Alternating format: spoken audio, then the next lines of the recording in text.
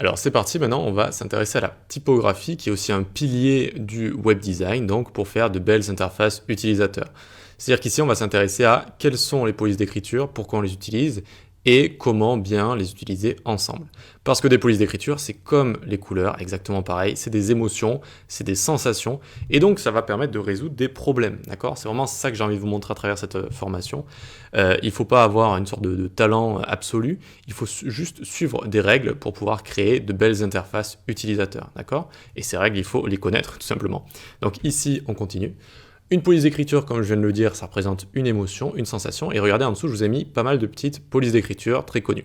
On en a une qui est plutôt classe, sérieuse, avec Playfair Display. Ok, on imagine un titre de magazine, un titre un petit peu sérieux, un site sur, je sais pas, le luxe par exemple, ce genre de choses.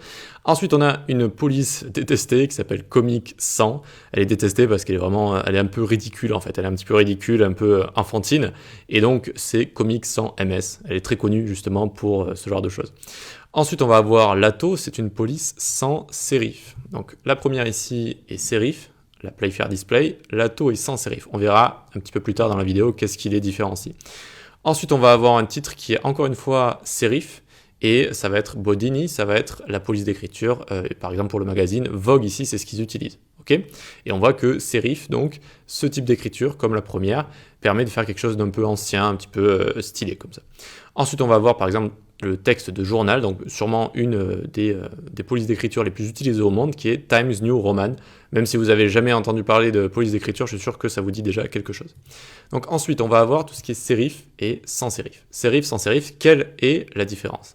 Eh bien, les sérifs vont avoir ces petits empattements ici. D'accord? C'est-à-dire que pour tout ce qui est A, tout ce qui est F, tout ce qui est T, tout ce qui est P, etc., à chaque fois, il va y avoir des petits empattements comme ça. D'accord?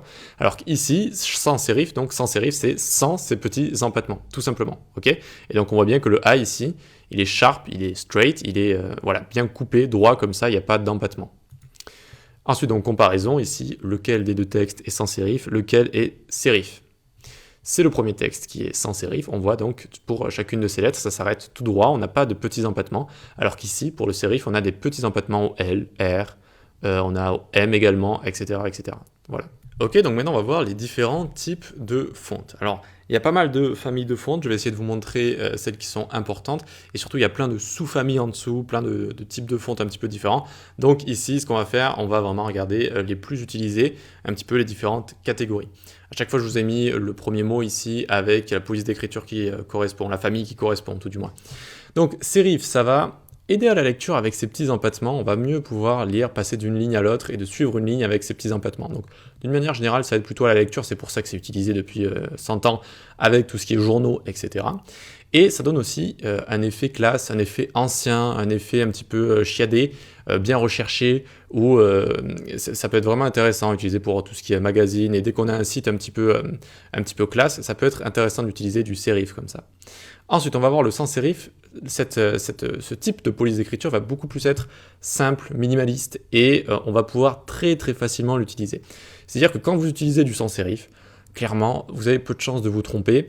Il faut quand même l'associer avec une autre police d'écriture, comme on va voir après, mais c'est simple, c'est minimaliste, voilà, c'est un peu passe-partout en fait, c'est un petit peu passe-partout comme ça. Voilà, donc ça c'est le sans sérif. Et on arrive aussi très bien à lire du sans sérif, hein. C'est pas parce qu'il n'y a pas d'empattement qu'on n'arrive pas à le lire. Ensuite, on a les polices d'écriture style display. Display, ça veut dire montrer, si vous voulez. C'est pour faire des titres, des grands titres en général, des titres un petit peu voilà, majestueux, où on va avoir des polices d'écriture un petit peu spéciales. Donc, c'est tout ce qui est display. Il faut l'utiliser avec parcimonie. On l'utilise une fois de temps en temps.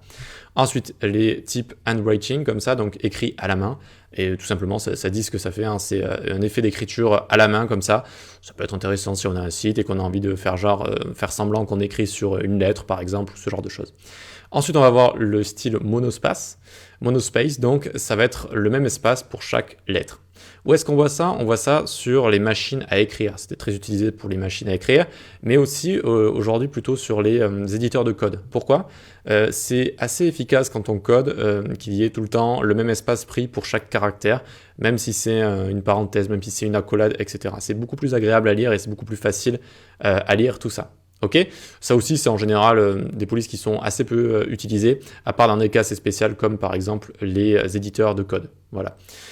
très bien pour ça. Donc voilà, il y a plein de petites ramifications après, évidemment, mais sinon, on voit qu'il y a pas mal de familles comme ça, et on va pouvoir avoir des caractéristiques pour chaque famille.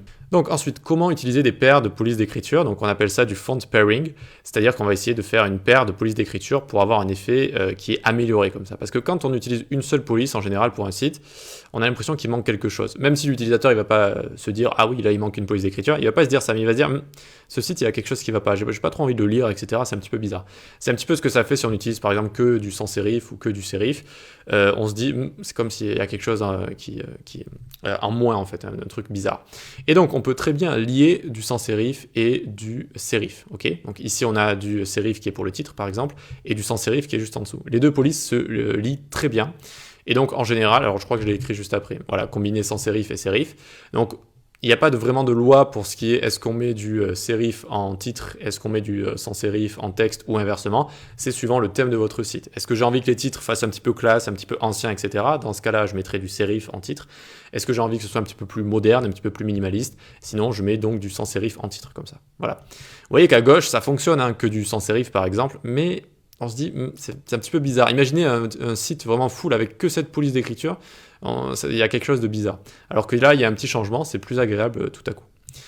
Donc ensuite, on peut utiliser des polices originales, style display, etc., par exemple, ou handwriting, mais il faut directement la calmer, par exemple, avec une police sans sérif. D'accord? Donc si on fait un truc original, directement on le calme comme ça. Et ça donne un effet contrasté qui est vraiment très sympa. Alors que là, vous voyez à gauche, on n'a pas envie de lire ce genre de paragraphe. Voilà. Ensuite, jouer avec le gras, la taille, l'espacement, donc tout ce qui est le font size, donc on peut gérer, on va de toute façon l'utiliser avec Figma, tout ce qui est gras de texte, donc le font weight, et tout ce qui est espacement, donc letter spacing, l'espace entre les lettres. On peut jouer sur tout ça pour combiner des polices d'écriture. Voilà. Donc ici par exemple on a du font qui est un petit peu différent, etc., etc. Italique aussi, on peut jouer sur tous ces leviers-là pour bien lier des polices d'écriture. Ensuite, combien de polices on met pour ces sites, combien de polices on met au maximum? Eh bien, le mieux, c'est d'en mettre 2. Vraiment, on n'a pas trop de chances de se tromper quand on en met 2. Donc, essayez de vous garder 2 tant que vous êtes un petit peu débutant. Et puis, à un moment, quand on arrive à bien gérer, à bien savoir ce qui se passe, on peut commencer, par exemple, à en mettre 3. Mais c'est vraiment pas obligatoire, hein. Restez sur 2, sans sérif, sérif, et là, c'est parfait. C'est une très bonne technique. C'est comme la technique avec les couleurs, si vous voulez, du 60-30-10. Là, c'est 2 polices d'écriture, sans sérif, sérif, c'est bon, vous ne pouvez pas vous tromper, ok? Alors, parfois, on peut s'amuser à utiliser 3 polices d'écriture. Par exemple, ici, il y en a 3. Donc, je vous ai mis un titre ici. Là, on a un sous-titre qui va avoir une police d'écriture différente. Et on va avoir un texte qui va également avoir une police d'écriture différente, comme ça. Ça fonctionne, c'est pas mal. Mais voilà, il faut l'utiliser avec parcimonie. Ok, donc c'est tout pour la présentation des polices d'écriture, de la typographie. On va voir maintenant s'il y a quelques outils en ligne qui nous permettent de choisir tout ça et de choisir des belles polices d'écriture. Et ensuite, on fera un petit exercice, comme d'habitude.